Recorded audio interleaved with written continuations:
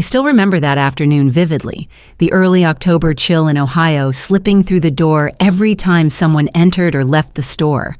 I had only meant to buy a small cake for my son Daniel's birthday. He liked simple cakes, just chocolate frosting and a few slices of strawberry. I'd been saving up all week to get it, a small gift from a mother to her son. When I placed the cake on the counter, the cashier, a thin young man with messy blonde hair, suddenly froze. He looked at me, his gaze strange. Not curious, exactly, but as if he had something important to say. Then gently, he placed his hand on my wrist, just enough to make me stop. His voice dropped so low it was almost a breath. "Are you Daniel Monroe's mother? If so, you should be careful around his wife's family." I went numb.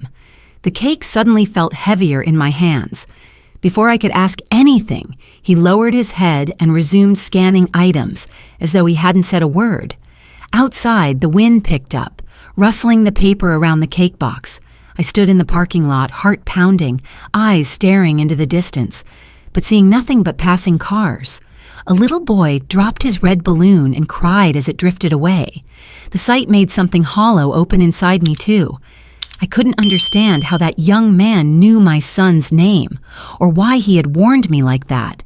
Daniel's in-laws had always seemed polite, just a bit reserved, often complaining about money but never impolite. Was it just a silly rumor someone had told him, or was there truly something wrong? I tightened my grip on the cake box, the cold from the wrapping paper seeping into my skin. Part of me wanted to let it go home, and forget it ever happened. But another part, the part of a mother who had spent her life knowing every breath her child took, simply couldn't. If you've ever heard a warning that shook you to the core like it did me, stay with this channel for the next part of the story. Subscribe to hear true stories of family, humanity, and truths that seem impossible until they happen. I took a deep breath and looked back at the store one last time. The cashier was gone. Only the flickering fluorescent lights and the steady ring of the register remained. I didn't tell Daniel anything when I got in the car. He asked, "Is the cake heavy, Mom?" I smiled, trying to sound casual. "No, honey, I just feel a little cold, that's all." But the cold didn't come from the wind outside. It came from within, from that vague, chilling sense that something in our family was about to change forever. That night, I sat in my small kitchen, the cake still untouched on the table. Daniel laughed as he blew out the candles, and I tried to keep my smile as perfect as I could. But inside, the cashier's warning echoed over and over. It was like a tiny thorn in my mind, not enough to wound, but impossible to pull out. After the party, when Daniel went back to his apartment with his wife, I stayed behind at the empty table. The room felt unusually quiet. I looked around at the photos on the wall, Daniel's high school graduation, his wedding to Emily 3 years ago. His smile in those pictures was bright as ever, but I realized I hadn't seen him smile that way in person for a long time. Emily, my daughter-in-law, was a gentle, polite girl, though always a little distant. She was soft-spoken, graceful, and careful with her words. Since the wedding, she had treated me properly, not warmly, not coldly, just with polite distance. I used to think that's simply how younger people are now, more private, less open. However, the calls and messages from Emily's family began to come more frequently. At first, it was small things. Her mother needed money for medication. Then her father lost his job and needed help paying the rent. Daniel was kind-hearted. He never knew how to say no. I saw him stay up late many nights, working extra shifts just to send money on time. I remember one night when Emily called me crying, saying her father was undergoing special treatment that insurance wouldn't cover.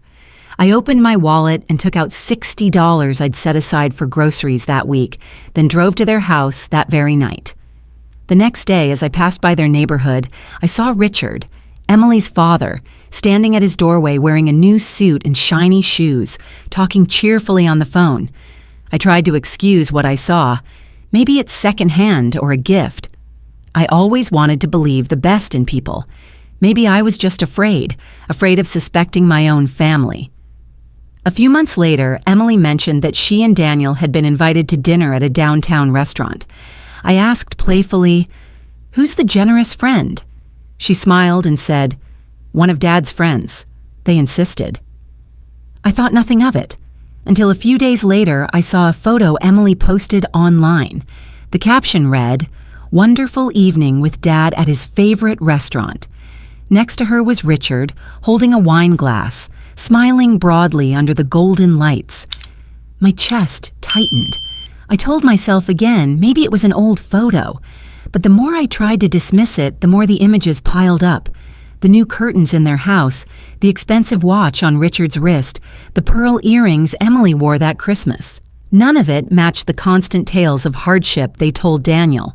I started paying closer attention.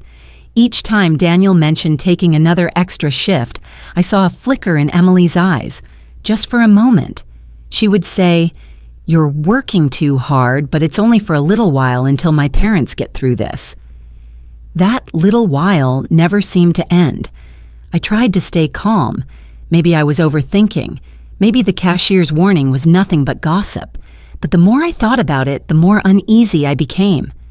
That night, I stared out the window as the wind howled, rain whispering against the glass. I remembered my years as a nurse, how every time I had a bad feeling about a patient, it was almost always right. A woman's intuition, honed by experience, rarely lies. And this time, it was stirring again. I set down my teacup and sat up straight. Perhaps it was time to find out what was really happening to my son, before it was too late. Saturday morning was cold, with a thin veil of mist. I put on my old sweater, planning to go to the market, but before stepping out, my eyes caught the empty cake box on the table. The name Hale flashed through my mind like a spark of light. I wasn't sure anymore whether I wanted to buy vegetables or to find an answer. I went back to the store from the other day. The young cashier wasn't on shift, but I still felt the need to stand there just to see if I had imagined everything. People lined up for groceries, children ran around, and laughter filled the air. Their lives seemed perfectly normal, only mine wasn't. I pretended to look at a discount flyer, then slowly walked toward the back of the store where delivery trucks were parked. The smell of coffee mixed with the scent of plastic trash bins wasn't pleasant, but I didn't care. I stood hidden behind a row of green bins, waiting to see what might happen. Before long, the automatic door slid open. A man stepped out wearing a thick coat, gray streaks showing at his temples. It was Richard Hale, Emily's father. I recognized that gait immediately. He pushed a large cart filled with glossy black bags printed with the logo of a luxury fashion brand. I recognized those golden letters, not something just anyone could afford. Richard looked around, then opened a silver SUV parked close to the wall. The car was spotless, brand new, with the license plate still shining like it had just come from the dealership. He carefully placed each bag into the trunk as if they were treasures. When he shut the door, the lock beeped sharply, a slight sound that made my heart stop. I froze. My hands were so cold I had to clutch the edge of my sweater. I saw him lift his phone, speaking clearly, cheerfully. He laughed, a full, carefree laugh. The wind gusted past me and I shivered, not from cold but from the picture forming in my mind. The man Emily said was struggling to pay hospital bills, the one always short on rent, was now spending money at designer stores and driving a new car. I wanted to confront him right then, but reason held me back. If I were wrong, Daniel would be devastated. If I was right, the truth had to be proven, not guessed. So I walked away quietly. In the parking lot, I noticed that the milk carton I'd bought had tipped over, the cap loose, spilling its contents into the bag. I laughed softly, uncertain if it was at the mess or at myself, stepping into something I never imagined I'd do at my age. That afternoon, Daniel called. His voice was tired, but he tried to sound cheerful. I'll be home late tonight, Mom. Emily said her dad needs money for medicine, so I'm picking up extra shifts this weekend. I went silent. I looked out the window where the faint sunlight was fading. A dull ache spread in my chest, a mix of love and the fear that my silence would only let him be hurt more. That night, I wrote a few notes in my journal. Today, saw Richard at the store. Designer bags, new car. I'd never been one to keep notes, but this time I needed proof. I needed to see things with my own eyes, not through anyone else's words. Before going to bed, I placed the notebook on the table. Beside it was the old cake box, now dry, its chocolate frosting cracked. I looked at it for a long time and whispered, "Maybe you're not ready to know yet, Daniel. But I'll find the truth, for you." 2 days later, I decided to talk to Daniel. Not to accuse anyone, but to make sure he stayed cautious. After all, he was the one who'd be most affected.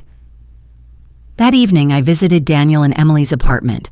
They lived in a small complex on the outskirts of Columbus, a tidy, well-lit 2-bedroom place.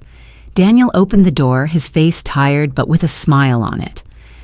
"Just got off your hospital shift?" I asked. "Yeah, we're short-staffed lately, so I've been doing extra hours. But it's fine, Mom. I'm used to it." I looked at my son. Dark circles shadowed his eyes. His hair was messy, and red marks lined his wrists from the latex gloves he had worn. I said nothing more and stepped inside quietly. Emily was in the kitchen, her perfume faint in the air. "Hi, Mom," she greeted sweetly.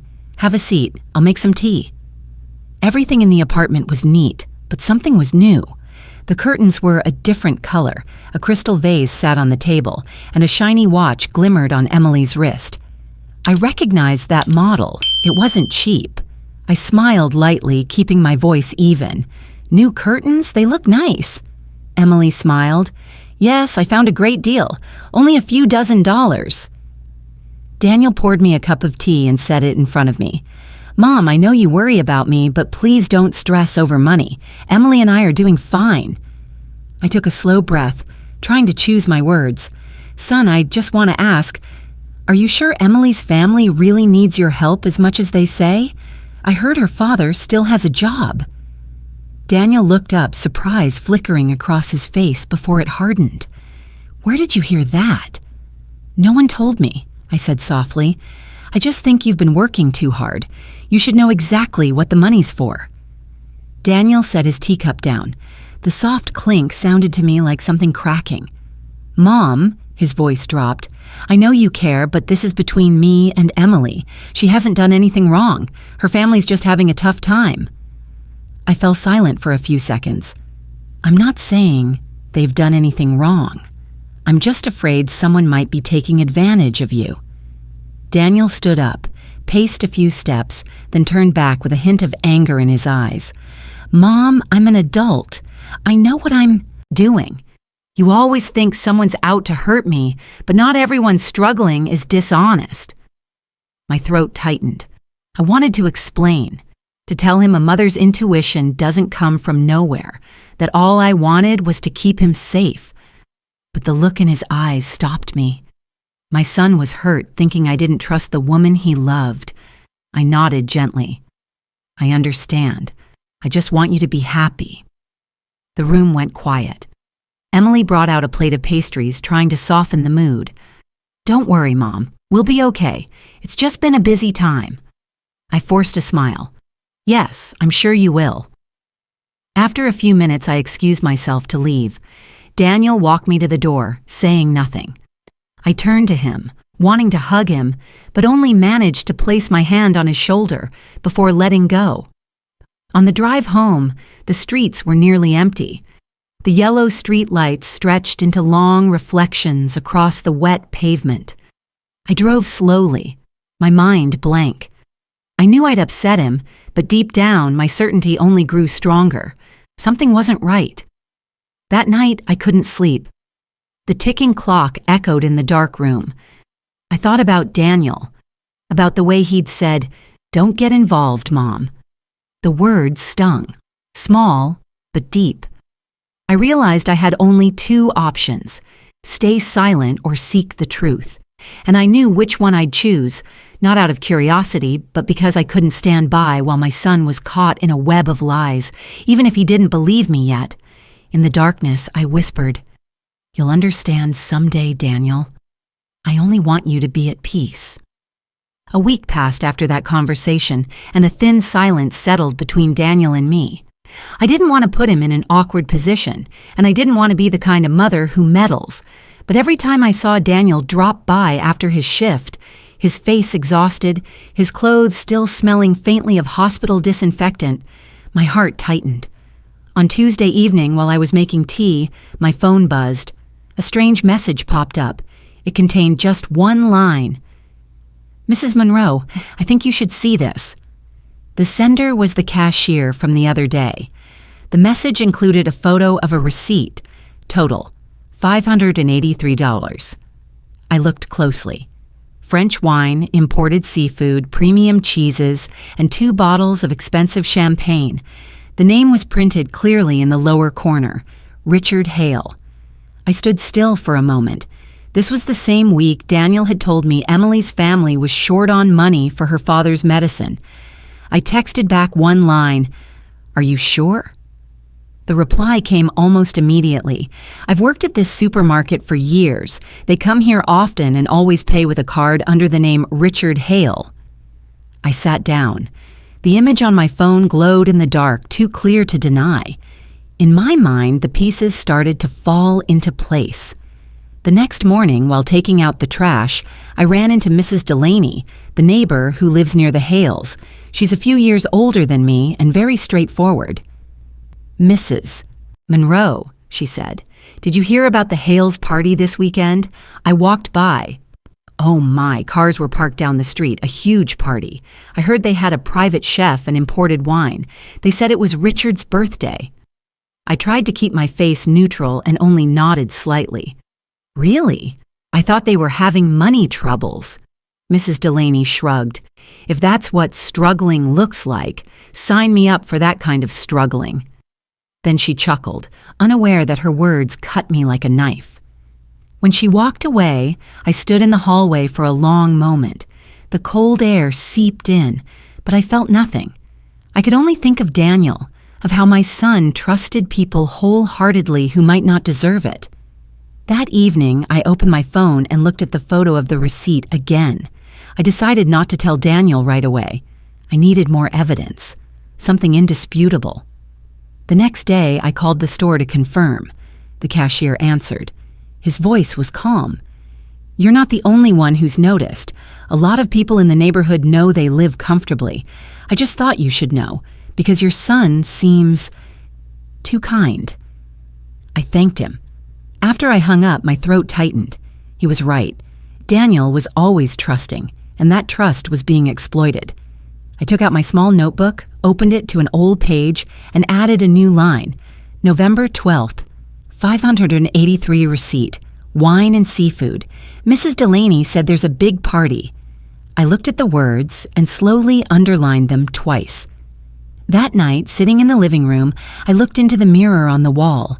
The light made my face look more tired than usual. I had seen this face before in hospital mirrors, the face of a mother who knows something is wrong but hasn't yet dared to speak. I whispered to myself, sometimes silence is a crime. I knew that if I hesitated any longer, things would only get worse. I needed to see with my own eyes. I needed to prove my instinct was right, not to say, "I told you so," but to save my son from a storm he didn't even realize he was in. 2 weeks later, Emily called me on a Thursday afternoon. Her voice was gentle, almost more intimate than usual. "Mom, this Sunday my parents would like to invite you and Daniel over for lunch, just a family meal. We haven't all been together in a long time." My heart fluttered. Since Daniel had been upset with me, I had avoided bringing up the matter. Perhaps this would be an opportunity to gain a clearer understanding. I kept my tone casual. "Of course. I'd be happy to. See you Sunday." On the day, Daniel drove us. He seemed cheerier than usual. I was quiet. The autumn leaves glowed red along the road. The scenery was so beautiful I almost wanted to believe today would be different, that perhaps I had suspected too much. But when the car turned into the neighborhood where the Hales lived, that belief began to fade. The houses there were large, lawns perfectly manicured, and white picket fences gleaming. I looked at Daniel. He didn't notice. He only said, "See, they don't live extravagantly. This house is small." I smiled without answering. In my heart, I knew the actual price of those small houses. Emily opened the door, wearing a beige silk blouse and her hair in a neat bun. A faint scent of perfume drifted out. She hugged me and smiled brightly. "I'm so glad you came." Inside, the house shone, clean and newly renovated. Polished hardwood floors, ivory-colored curtains, a crystal vase of roses arranged with care. A large oil painting in a gilt frame hung on the wall. Daniel looked around with pride. "See? They're doing much better now. I'm so happy for them." I nodded, murmuring, "Yes, it does look different." Richard came out from the living room holding a bottle of red wine. He greeted me warmly. "Helen, it's been too long. Join me for a glass?" I recognized the label. I'd seen that wine last week at the specialty store. Over $60 a bottle. Richard poured 2 glasses and smiled. "A gift from a friend. Certainly not expensive wine," he said. I only nodded. The dining table was already set. Roasts, salads, cheeses, and a large platter of fresh seafood. The aroma was intoxicating. Diane, his wife, brought out a tray of baked pastries and smiled kindly. "We found a great discount," she said. I sat quietly watching. The meal was pleasant. Everyone spoke of work and the weather. Daniel told stories about his shifts, and Emily leaned her head on her husband's shoulder, laughing softly. I stayed silent, listening to every sentence and every glance. When Daniel mentioned having to work extra hours to help his father-in-law pay for medical bills, I noticed Richard's eyes flicker away for a moment, and Diane hurriedly looked down to cut a slice of cake.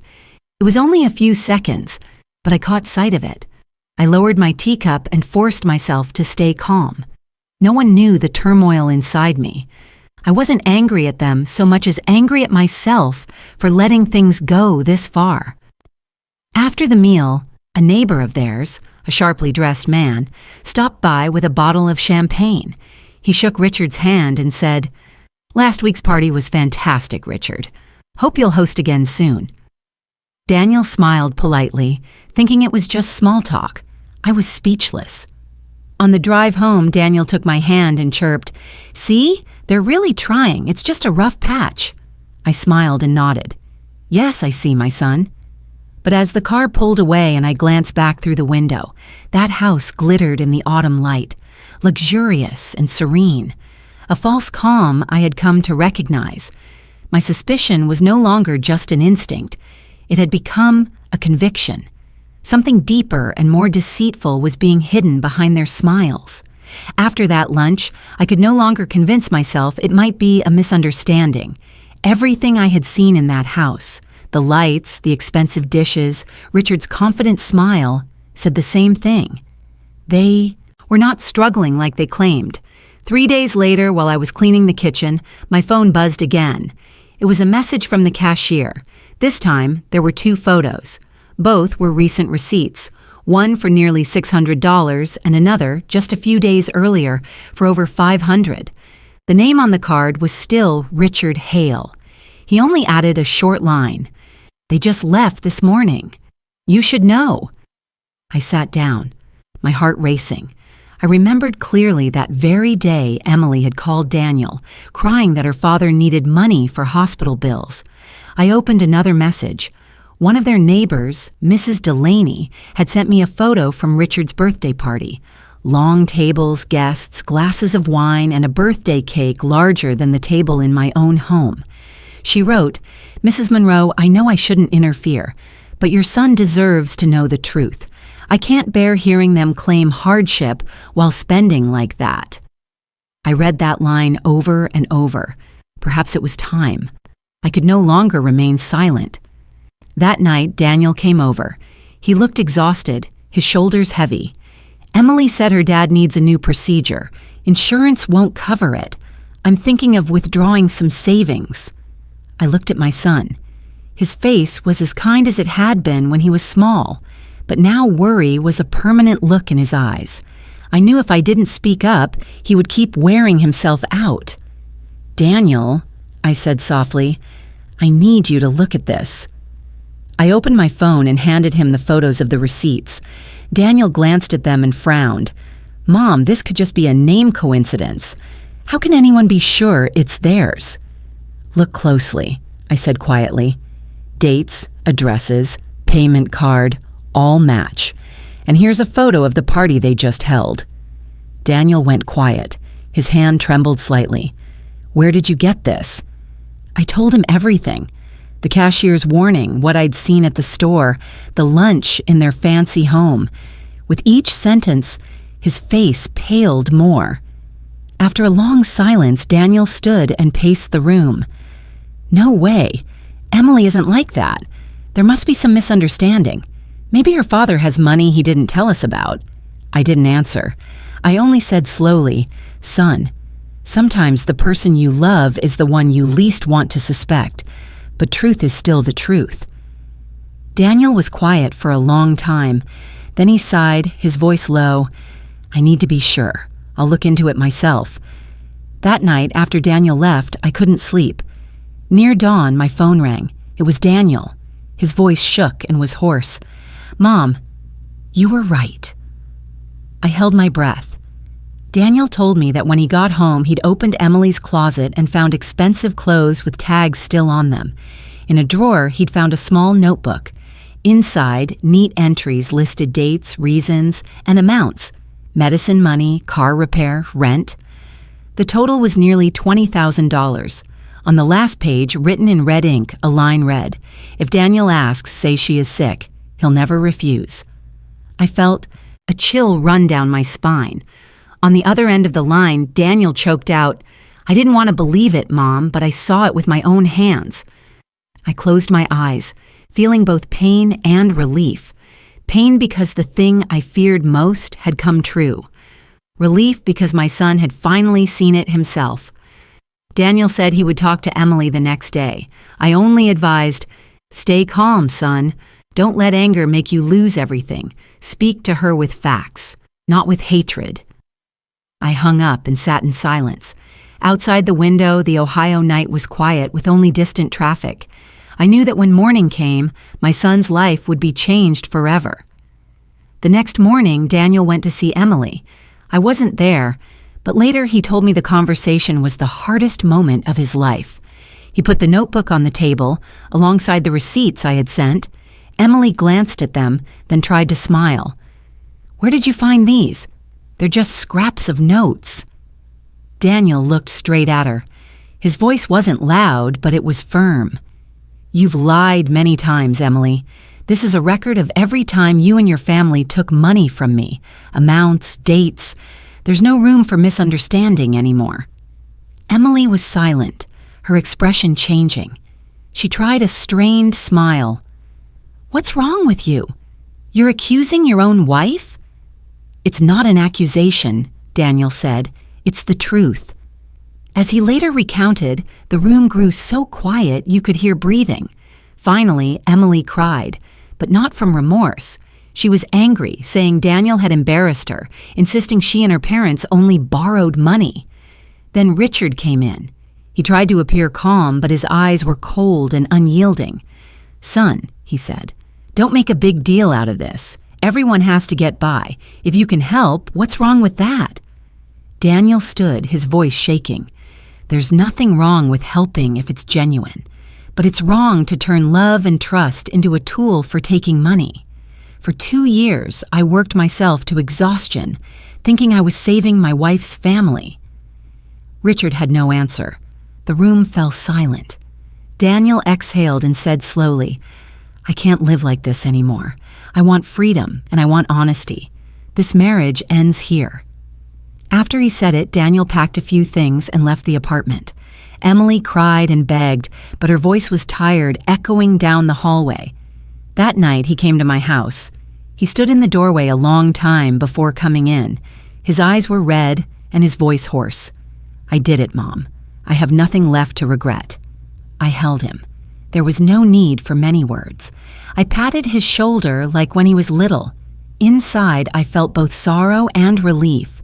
Sorrow that he had been hurt, relief that he had finally escaped the cycle of deceit. In the weeks that followed, Daniel moved into a small apartment near the hospital where he worked. White walls, simple furniture. The place felt real, peaceful, and clean. He dined at my house more often. Sometimes we would cook chicken soup together and talk about the old days when life was simpler. One winter evening, with snow falling lightly outside, Daniel ate cake with me. It was the slice of his birthday cake I had kept in the fridge, now remade, smaller, but sweet enough. He smiled and said, "Mom, I thought I'd feel empty after all this, but strangely, I feel relieved. I lost money and I lost someone, but I still have you. Maybe that's the most important thing." I looked at him and saw a different look in his eyes. It was no longer weighed down, but calm and mature. I realized then that sometimes a parent's love isn't about shielding a child from pain, but about making them strong enough to rise after it. I smiled and whispered, "Money can be lost, but family shouldn't be. I don't need you to be successful or rich. I only need you to live kindly and to respect others, as you always have." Daniel nodded. We sat quietly, listening to the wind outside. Looking back, I knew I had done the right thing. I hadn't ruined my son's happiness. I'd simply lifted the fog so he could see his own path clearly. Sometimes, to protect those we love, we must speak the truths they don't want to hear. Kindness needs to be paired with clear eyes, and love in a family cannot be bought. If you've ever had to choose between staying silent and speaking the truth, share your story in the comments. And if you believe love and honesty are the foundation of family, subscribe to the channel to hear more true stories like this.